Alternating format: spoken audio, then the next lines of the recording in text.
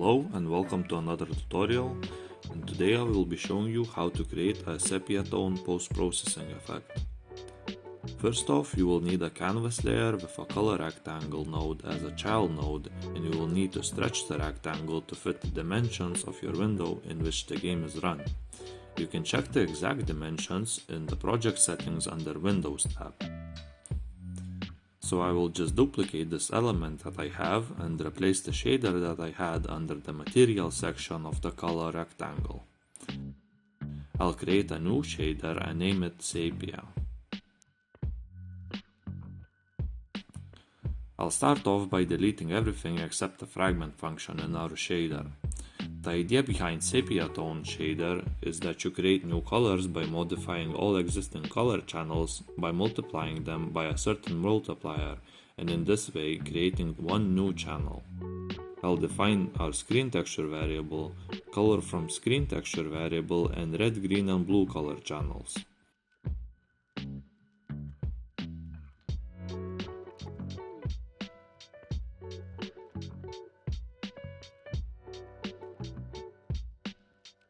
After this, I create new color channels by multiplying existing color channels by different multipliers for each channel, and then adding them together.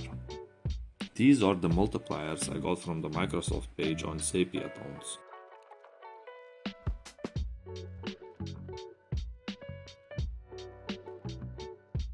Now to finish the shader off, I'll assign the new colors to our internal color variable, and I'll assign the existing alpha channel to our color variable to preserve the alpha channel. And here is the finished shader. Now let's run the project and see our results. I'll turn on the effect by clicking the eye near my canvas layer. After this, if I tab back into the window, I can see that the sepia effect is applied. So thanks for watching my tutorial, and I hope you have a great day.